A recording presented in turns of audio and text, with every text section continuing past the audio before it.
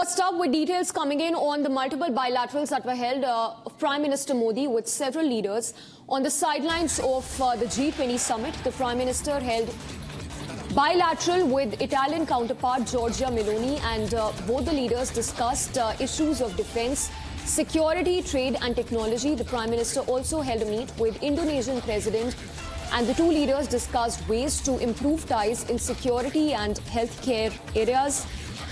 We are also given to understand that the India-UK FTA deal has been relaunched, and this again paves the way for deepening of ties between India and UK as the FTA talks have resumed.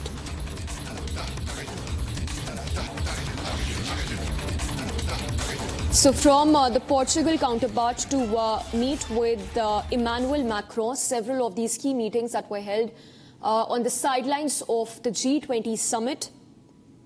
Details coming in that Prime Minister Modi also held a meet with Dr.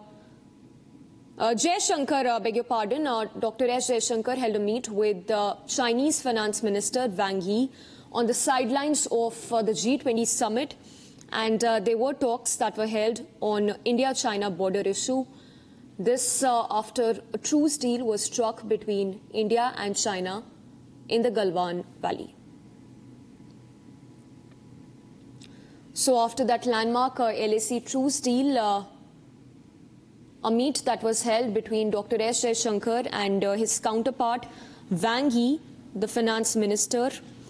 Dr. S. Jaishankar, who says, and I quote, on the sidelines of the G20 summit in Rio, met Finance Minister of China, Wang Yi. We noted the progress in recent disengagement in India-China border areas and exchanged views on the next steps in our bilateral ties, also discussed the global situation.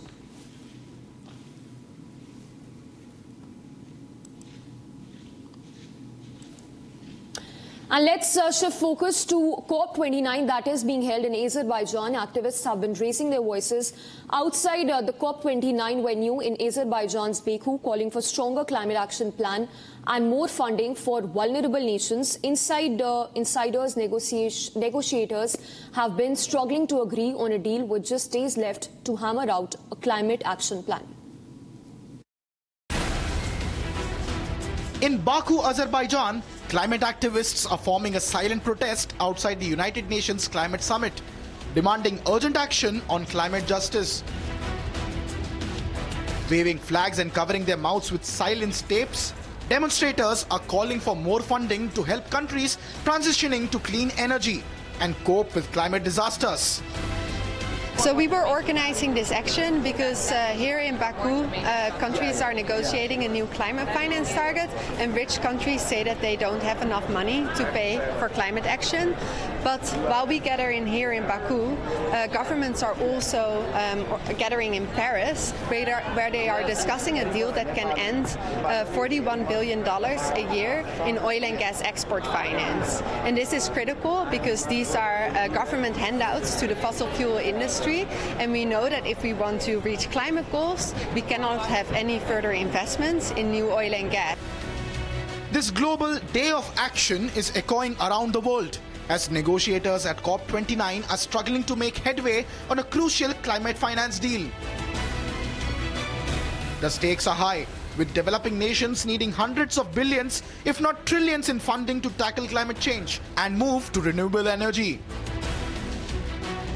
Progress remains slow, with key issues such as how much to pledge, who should pledge it, and how the funds will be distributed are still unresolved. Experts are warning that this summit could collapse without a deal, marking first such failure since the Copenhagen talks in 2009. United Nations Climate Chief Simon Style is urging nations to move beyond deadlock, stressing the need for quick, unified action. In a rare acknowledgement, the Azerbaijan summit president has admitted that the negotiations are dragging, leaving many worried about a looming collapse. Countries remain divided over the financial package, debating how much money should be raised and who should foot the bill. Rich nations, emerging economies, or both. Within the developing world itself, divisions are deepening. Small island nations are demanding guarantees, while African states are calling for easier access to funds. As the clock is ticking down, the pressure is mounting, with the future of the Paris Agreement hanging in the balance. COP29 may be remembered for progress or failure, as negotiators continue to push a deal that could shape the future of planet Earth.